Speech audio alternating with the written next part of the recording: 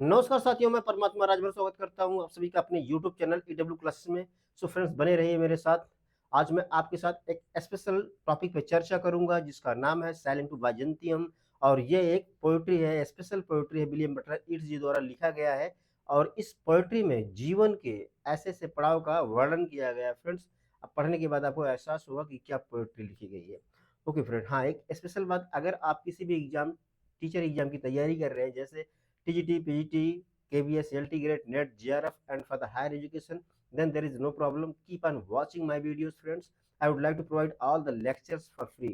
Means you can get or receive some question from these type of topics. Okay, so stay with me. I would not like to waste your lot of time. ठीक friends, मैं आपको topic पे ले चलता हूँ। हम लोग चलते हैं टॉपिक पे।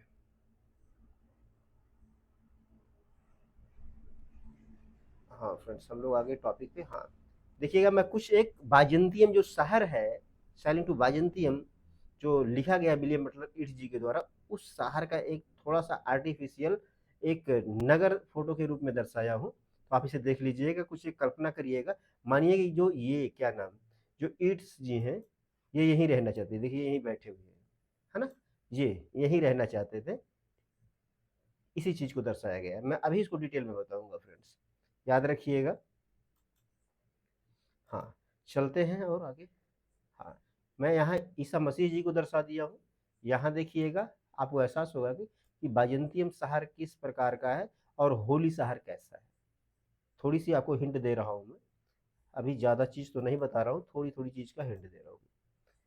हाँ, चलिएगा, यहाँ आते फ्रेंड्स हम लोग। अगर किसी भी राइटर के किसी भी वर्क को पढ़ना फ्रेंड, थोड़ा सा उनके विषय में जरूर जान लेना चाहिए। मैं आपको ज़्यादा डिटेल स्टडी नहीं करवाऊंगा, बस थोड़ा सा बताऊंगा आपको। यहाँ देखिएगा, ये शॉर्ट बायोग्राफी आप WB ईट्स, इनका शॉर्ट बायोग्राफी आपको बता रहा हूँ।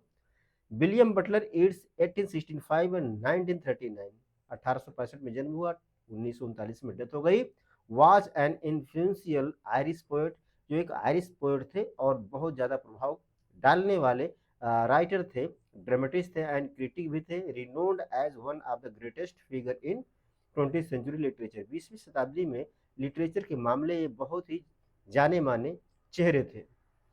ही was born in Dublin, Dublin में जन्म हुआ था, to an Anglo Irish Protestant family, Anglo Irish Protestant family में जन्म हुआ था फ्रेंड। और his father was both a lawyer and a portrait painter, उनके पिताजी क्या थे, एक लॉयर थे और पोर्ट्रेट चित्र बनाने वाले पेंटर भी थे। Yeats spend much of his youth between London and Dublin, Yeats का जो जीवन बीता, ज़्यादा जीवन बीता कहाँ, लंदन में और डबलिन में बीता फ्रेंड्स। क्या है, nurturing a deep connection with the Irish legend, क्योंकि उनका जो जुड़ाव था आयरिश लीजेंड से, जो दंत कथाओं से जुड़ाव था आयरिश के। And mysticism element later reflected his in his poetry and plays, बाद में उनके पोएट्री और प्लेस को क्या प्रभावित किया फ्रेंड। आशा करता हूँ समझ में आ रहा होगा फ्रेंड्स। ज़्यादा टाइम वेस्ट नहीं करूंगा मैं, यहाँ तो आपको कुछ नहीं बताऊंगा मैं। हाँ, थोड़ा सा देखिएगा, यहाँ एक चीज़ है, कह रहा है notably the Easter rising of. मैंने इस पोएट्री को कवर किया फ्रेंड्स, आप चाहें तो देख सकते हैं। ईस्टर 1916 को मैंने कवर किया है। In 1923 it's won the Nobel prize, 1923 में इनको काम क्या मिला, नोबेल प्राइज मिला। बस इतना ज़्यादा याद रखिएगा, बहुत ज़्यादा कुछ नहीं बताऊंगा। ठीक, हाँ, थीम क्या है फ्रेंड, थोड़ा थीम देख लेते हैं। कह रहा theme of sailing to Byzantium, the theme of sailing to Byzantium WB Yeats का जो है, is the pursuit of spiritual and the artistic transcendence. इनका यही थीम है, आर्टिफिशियल चीज़ें कुछ दिखाई गई हैं और कुछ स्पिरिचुअल चीज़ें हैं। ठीक, आर्टिफिशियल मैं इसलिए कह रहा हूँ क्योंकि कुछ कल्पनाओं का शहर बसा रहे थे वो, इसलिए मैंने कहा। Response to the limitation of ageing and mortality. ठीक है, यहीं तक इसका क्या है भैया, इसका थीम है। आगे चलते हैं फ्रेंड्स हम लोग। अच्छा, अब यहाँ थोड़ा देखते हैं राइम स्कीम क्या है, ये बहुत इंपॉर्टेंट होता है फ्रेंड्स, पोएट्री में बहुत इंपॉर्टेंट होता है। राइमिंग स्कीम क्या है इसकी, rhyming scheme of the WB Yeats poem sailing to Byzantium is, क्या कह रहा है, ए बी, ए बी, ठीक, इतना समझ में, A B, A B, A B और सी सी, ये 8 लाइन की पोएट्री है फ्रेंड, 8 लाइन की पोएट्री है। इन इस स्टेंजा, प्रत्येक स्टेंजा में यही फॉर्म चल रहा है, A B A B A B A B A B C C, ठीक है। This 8 line pattern is known as क्या है, अट्टवा रीमा, इसको अट्टवा रीमा कहा जाता है friends. And Italian poetic form, एक इटालियन पोएटिक फॉर्म है, often used in epic poetry, जिसका प्रयोग हमेशा एपिक पोएट्री में होता है। It's follow this structure, it's इसी स्ट्रक्चर को फॉलो करते हैं consistently with a rhyming couplet, इसके साथ एक राइमिंग कपलेट होता है, जैसे आप देख लीजिए सी सी वाला लास्ट में। कंक्लूडिंग इच स्टेंजा, प्रत्येक स्टेंजा को कंक्लूड करते हैं। The poem is also written in iambic pentameter, या आयम्बिक पेंटामीटर में लिखा गया friends, which contributes to its musical and formal quality, जो इसकी म्यूजिकल और फॉर्मल क्वालिटीज को बनाता है। ठीक फ्रेंड, आशा करता हूँ समझ में आ रहा होगा। हम लोग आ गए टेक्स्ट पे। टेक्स्ट बहुत ही इंपॉर्टेंट है फ्रेंड, इतना इंपॉर्टेंट है, इतना कि क्या ही बताऊं मैं इसका। देखिएगा टेक्स्ट स्टेंजा फर्स्ट, इसमें 4 स्टेंजा दिया गया, ठीक। फर्स्ट स्टेंजा क्या है, कह रहा that is no country for old man. Writer का मूड क्या है, राइटर कहना चाहते हैं कि ये दुनिया बुजुर्ग लोगों के लिए नहीं है। उससे पहले मैं समझाऊं कि राइटर का पहला मूड ये था कि वो कहना चाहता है कि जीवन एक यात्रा है, जिस यात्रा में हर व्यक्ति अपने क्या बचपना, युवा अवस्था और वृद्धा अवस्था से होकर यात्रा करता है। समझ में आ रहा होगा। तो इसी पे मैं बताऊंगा आपको, उसी लय में बताऊंगा जिस लय में राइटर आपको बताना चाहता है, ठीक फ्रेंड्स। तो इसीलिए कह रहे हैं कि ये दुनिया, ये संसार बुजुर्ग लोगों के लिए नहीं है, इतना ही सिर्फ रुकिएगा। आगे क्या कह रहे हैं, the young in one another's arm, जो युवा व्यक्ति हैं, जो युवा लोग हैं, क्या कर रहे हैं, एक दूसरे के बाहों में पड़े हैं, रंगरलियां मना रहे हैं, रति क्रीड़ा कर रहे हैं, अपने शरीर को, अपने तन को एक दूसरे से फिजिकल रिलेशन बना के संतुष्ट कर रहे हैं।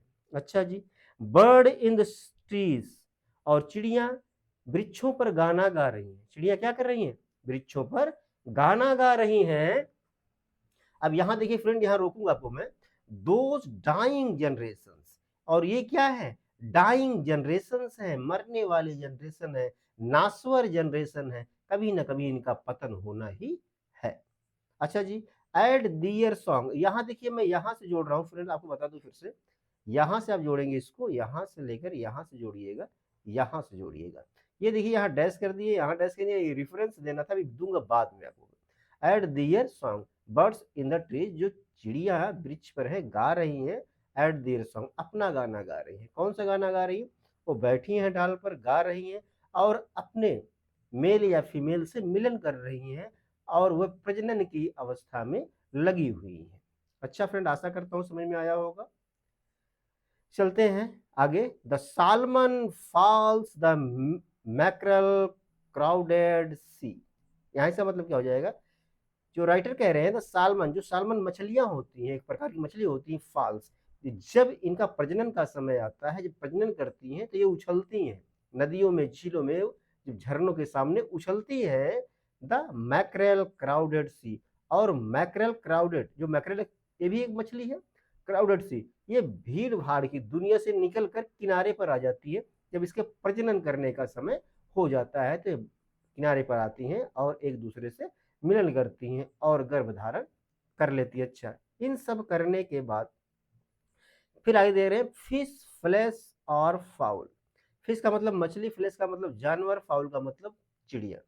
चाहे क्या हो, मछली हो, जानवर हो, चिड़िया हो, commend all summer long, commend का मतलब पूरा युवावस्था, ऑल समर है ना, कमेंट का मतलब सॉरी डूबे हुए हैं, ऑल समर्स लॉन्ग मीन्स पूरे युवा अवस्था में। कहने का मतलब इनका पूरा युवा अवस्था एक दूसरे को चाहने में, पसंद करने में, रति क्रीड़ा में अपने आप को डूबो कर रखे हैं। अच्छा जी, समझ में आया होगा। और इस रति क्रीड़ा करने से, फिर इस जो प्रेम प्रसंग करने से, वाट एवर इज बेकटन, जिनका भी जन्म हुआ है, बेकटन का मतलब जन्म हुआ, वाट एवर जीन्स, कभी कभी भाई परस्पर जो दो लोगों का मिलन होगा तो उसके सीमेंस का कुछ ना कुछ तो फर्क पड़ेगा ही।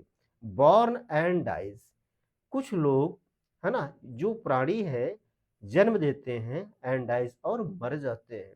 इसका दूसरा सेंस हो जाएगा फ्रेंड कि संसार में जितने भी रति क्रीड़ा करने वाले लोग, जितने भी मैं बताऊं आपको यहाँ से, जितने भी रति क्रीड़ा करने वाले या फिजिकल रिलेशन बनाने वाले लोग हैं, जो प्राणी हैं, वो क्या करते हैं, बच्चों को जन्म देते हैं और खुद मर जाते हैं और बाद में बच्चा भी मर जाता है। अर्थात कभी कभी उनके बच्चे उनके सामने मर जाते हैं। तो जब ये बच्चे को जन्म देते हैं प्राणी, तो ये काफी खुश होते हैं, और जब उन्हीं के बच्चे मर जाते हैं तो वो दुखी भी होते हैं। यहां तक याद रखिएगा फ्रेंड्स, बहुत ही गहराई से पढ़ा रहा हूं मैं आपको। आगे देखते हैं। caught in that sensual music all neglect monument of an aging intellect। तो यहां तक मैं आपको बताऊंगा, यहां तक आपको बताऊंगा। यहां से काट मीन्स फंसे हुए इन दैट सेंसुअल म्यूजिक, उस क्या युवा अवस्था के इंद्रिय शक्तियों में फंसे हुए हैं, इंद्रिय में संगीत में फंसे हुए हैं। अर्थात वो अपने इंद्रियों के बस में है, अर्थात इंद्रियां उनके बस में नहीं है। All neglect monument of unageing intellect, और वे इस महान अमर अजर आत्मा के नगरी को भूल रहे हैं, धोखा दे रहे हैं, अनदेखा कर रहे हैं। मोन्यूमेंट्स का मतलब होता है इमारतें। ठीक फ्रेंड्स, आशा करता हूँ स्टैंजा फर्स्ट समझ में आया होगा आपके। ये बहुत आसानी से बता रहा हूँ आपको मैं। आगे चलते हैं। हाँ, आगे देखिएगा, स्टैंजा टू क्या कर रहा है। An aged man is but a paltry things। एक बूढ़ा व्यक्ति क्या है, जो बूढ़ा व्यक्ति है वो एक बेकार वस्तु के अलावा कुछ भी नहीं है। एक बूढ़ा व्यक्ति बेकार वस्तु के अलावा कुछ भी नहीं है। क्यों? A tattered coat upon a thick stick unless soul clap its hands and sing and louder sing। कह रहा है कि ये टैटर्ड, टैटर्ड का मतलब फटा हुआ, coat means coat, upon a stick, मानो कि उस वृद्ध व्यक्ति का जीवन कैसे है, जैसे कि एक छड़ी पर फटा हुआ पुराना कोट, या एक ऐसा वृद्ध व्यक्ति है जो फटा पुराना कोट पहनकर एक छड़ी लेकर खड़ा है।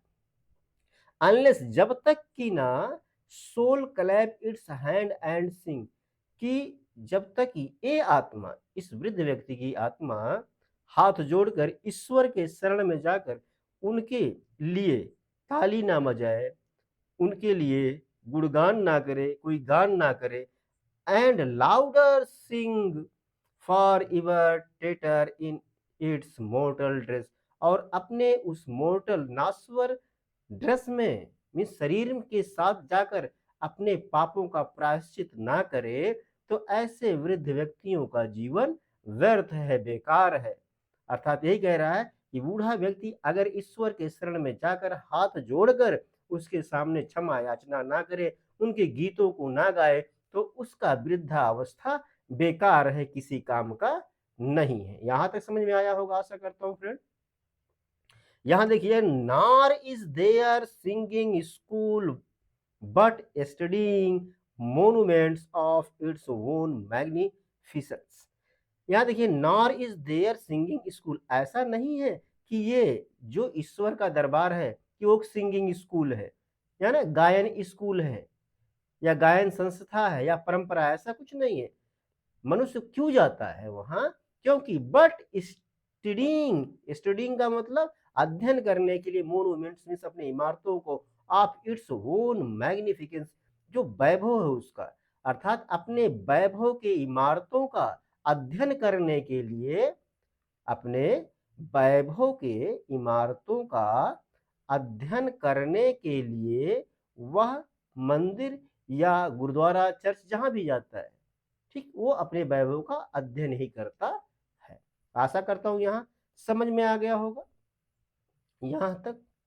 एंड और देयर फॉर, इसलिए I have sailed the sea, मैं समुद्र को पार कर चुका हूं, and come to the holy city of Byzantium, और बाजेंटियम शहर का एक होली शहर में आ गया हूं। राइटर का मतलब है कि अब मैं धरती और पृथ्वी तथा यहाँ के लोगों, धरती तथा पृथ्वी और यहाँ के लोगों से सारा मोह माया त्याग कर जो ईश्वर का नगरी है, आत्माओं की नगरी है वाजयंतियम, वहां पहुंच आया हूं। कैसे आया हूं? समुद्र को पार करते करते आया हूं। अच्छा जी, आगे चलते हैं फ्रेंड्स। स्टेंजा 3 आ गया है। यहां देखिएगा, कह रहा है क्या स्टेंजा 3 में, O sages standing in God's holy fire, इस ऋषि जो भगवान के होली फायर पवित्र अग्नि में खड़े हैं, या जिस प्रकार से साधु संत ईश्वर के पवित्र अग्नि में खड़े हैं, कह रहा है as in the gold mosaic of a wall, इस दीवार पर, इस नगरी के दीवार पर वो एक कैसे हैं, एक मूर्ति के मोनूमेंट जैसे, मोज़ेक जैसे लगे हुए हैं, खड़े हुए हैं। ठीक है, ये आशा करता हूं यहां तक समझ में आया होगा। तो यहां आह्वान कर रहा है कौन? राइटर, कि हे ईश्वर, come from the holy fire, आप इस पवित्र अग्नि से निकलो। Come from the holy fire, आप इस पवित्र अग्नि से निकलो। पर्न इन ए जायर, आप उसी प्रकार से निकलिए कि जिस प्रकार से, पर्न का मतलब होता है एक बांझ छोटा छोटा सा, जायर, जायर का मतलब जो उड़ने का उसकी कला है। तो एक छोटे बाज की तरह आप निकलिए, जैसे उड़ान भरता है ऐसे गोला गोला करके, ऐसे उड़ान भरता है और स्वयं उसी स्थान पर फिर चला आता है। तो आप उसी प्रकार से निकलिए और इसी स्थान पर आ जाइए। आशा करता हूं समझ में आया होगा। हाँ, and be the singing masters of my soul, और बन जाओ आप मेरी आत्मा के सिंगिंग मास्टर बन जाओ, गायन या गायन अध्यापक बन जाओ, मेरे मेरे संगीत अध्यापक बन जाओ, है ना। And be singing master of my soul, और मेरे आत्मा के क्या बन जाओ? गायन अध्यापक बन जाओ। इतना समझ में आया होगा आपके। अच्छा फ्रेंड, आगे चलते हैं। कंज्यूम माई हर्ट पे, मेरे हृदय को दूर ले चलो, मेरे हृदय को भस्म कर दो। Sick with desires, sick with desires, जो मेरा हृदय क्या इच्छाओं से परेशान हो गया है, बीमार हो गया है। क्योंकि मनुष्य की इच्छाएं कभी खत्म ही नहीं होती फ्रेंड, मनुष्य की इच्छाएं कभी खत्म ही नहीं होती। कह रहा and fasten to a dying animal, और मैं इतने जल्दी में हूं कि जिस प्रकार से एक मरता हुआ जानवर रस्सी से बंधा होता है, उसी प्रकार मैं भी रस्सी से बंधा हुआ हूं। ठीक, अब आइए और मुझे इस इच्छाओं से मुक्त करिए। And it knows, and it knows not what it is, और इस आत्मा को, इस शरीर को जो खूंटे से बंधा है जानवर की तरह, उसे पता नहीं है कि क्या है, वो किस चीज से बंधा हुआ है।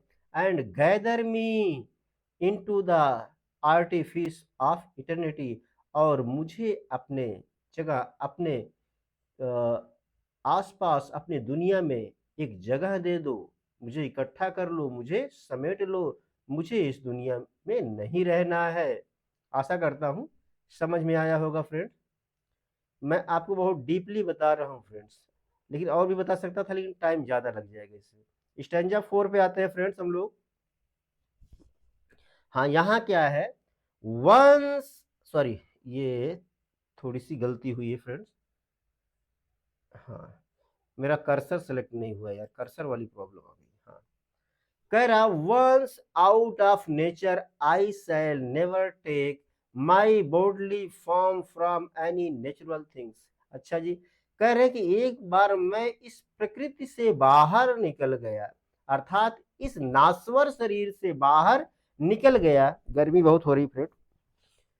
आई shall never take my bodily form from any natural things, तो मैं कभी भी इस नाश्वर शरीर में या प्रकृति से इस नाश्वर शरीर का रूप कभी नहीं धारण करूंगा, अर्थात मैं मानव शरीर में कभी वापस नहीं आऊंगा। इनका कहने का मतलब है, आप यहां देखिएगा फ्रेंड्स, कि अगर मैं इस प्रकृति से बाहर निकल गया, तो मैं अपने किसी भी इच्छा पूर्ति के लिए या किसी सुख के लिए इस मानव शरीर में कभी वापस नहीं आऊंगा, सीधी सी बात है। But such a form as Grecian goldsmith, लेकिन मैं एक फॉर्म लेना चाहता हूं, एक रूप लेना चाहता हूं। कौन सा रूप लेना चाहता हूं? Such a form as Grecian goldsmith, जैसे ग्रीक के स्वर्णिमकार बनाते हैं। क्या बनाते हैं? मेक ऑफ हैमर्ड, मार मार के, हथौड़ी से पीट पीट के, गोल्ड एंड गोल्ड इनेमलिंग, उन मूर्तियों को क्या स्वर्णिम रूप देते हैं अपने हथौड़े से पीट पीट कर, है ना। सोने को मूर्तियों को, या सॉरी, सोने से मूर्ति बनाते हैं और उनको एक रूप देते हैं पीट पीट कर हाथ से। आशा करता हूं समझ में आया होगा। To keep a drowsy emperor awake और set upon a golden bough to sing. अब यहाँ कह रहा है, जो यहाँ कह रहा था कि वो भी उस प्रकार का आकार लेना चाहता है। कौन? राइटर। कौन सा आकार? वो एक पक्षी बनना चाहता है फ्रेंड्स, एक पक्षी बनना चाहता है और उस पक्षी को एक डाल पे बैठने की इच्छा होती है। तो ये कह रहे हैं or set upon a golden bough, या तो मैं एक सुनहले डाली पर बैठ जाऊंगा, मैं एक सुनहले डाली पर बैठ जाऊंगा, and keep a drowsy emperor awake, और उसी थके हुए थके हारे एम्परर योद्धा को जगाऊंगा, जगाता रहूंगा। कैसे जगाऊंगा? गाना गा गा कर जगाऊंगा, एक सुनहले डाल पर बैठकर। या फिर से आप देख लीजिएगा, यहां से देखिएगा, but such a form as Grecian goldsmith make of hammered gold and gold enabling. कह रहा है जिस प्रकार से ग्रीस के जो स्वर्णिमकार है, जो पीट पीट कर सोने की मूर्तियां बनाते हैं, उस पर रंग चढ़ाते हैं, मैं उसी प्रकार से क्या एक रूप लेना चाहता हूं, और मैं चिड़िया का रूप लेना चाहता हूं, तथा मैं क्या एक गोल्डन, जो गोल्डन बाउ है, जो एक शाखा है, उस पर बैठना चाहता हूँ और वहां गाना चाहता हूँ, और गा गा कर यहाँ के जो एम्परर है, जो थका हुआ, ड्राउजी का मतलब थका हुआ, हारा हुआ एम्परर है, उसे जगाने की कोशिश करूंगा। और किसके लिए गाऊंगा? To lord and ladies of Byzantium, और बाइजेंटियम के जो लॉर्ड्स हैं, लॉर्ड का मतलब क्या, जो बड़े बड़े लोग हैं, जो रहने वाले सामंत लोग हैं, सामंत और सामंतियों के लिए गाऊंगा। एंड और क्या कहूंगा? व्हाट इज पास्ट, और क्या तुम्हारा बीता हुआ समय था, किस प्रकार से तुम्हारा समय बीता, एंड पासिंग, और किस प्रकार से बीत रहा है, और आने वाले समय में तुम्हारा फ्यूचर कैसा होगा। ठीक, तो इस प्रकार से आशा करता हूँ फ्रेंड आपकी समझ में आया होगा। थोड़ी सी कहीं ना कहीं हिचकिचाहट आ जाती है क्योंकि मेरी गला ठीक नहीं है। और ये आपको बता दूं कि ये जो बायंतियम शहर है, ये कोई शहर नहीं है फ्रेंड्स, ये एक कल्पनाओं का शहर है। एक ऐसी कल्पना जो कवि के दिमाग में होती है। क्यों? क्योंकि कवि अब काफी ज्यादा बूढ़ा हो गया, ओवर एज हो गया है। जब वह जवान था तब किसके पीछे भागता था? एक उनकी गर्लफ्रेंड थी मॉडगॉन, उनके पीछे भागा करता था। बाद में उनकी पुत्री के पीछे भी शायद भागता था। अब सोचिए, जब ये व्यक्ति वृद्ध हो गया है और इसके बस की कोई बात नहीं है, अब यह युवाओं को ज्ञान देना चाहता है। ऐसा मैं क्यों कह रहा हूं? आप सोच रहे होंगे, ऐसा इसलिए कह रहा हूं क्योंकि जो व्यक्ति इन दुनिया से गुजर कर आए हैं, जो व्यक्ति, उन्हीं के पास अनुभव है कि जीवन क्या है, किस प्रकार का जीवन है, और जीवन का लक्ष्य क्या है, जीवन का अंत क्या है। फ्रेंड्स, जिसके पास अनुभव रहता है वही बताता है। तो मैंने आपको इसलिए बताया क्योंकि राइटर का भी जो पिछला जीवन था कुछ इसी प्रकार से था। सो आशा करता हूँ फ्रेंड्स आपके समझ में आया होगा। सो अगर आपको वीडियो अच्छा लगा, प्लीज लाइक करिए, शेयर करिए और सब्सक्राइब करिए, ताकि मेरा भी थोड़ा सा हौसला बढ़े फ्रेंड्स। फिर मिलते हैं किसी और नेक्स्ट सेशन में, तब तक के लिए नमस्कार।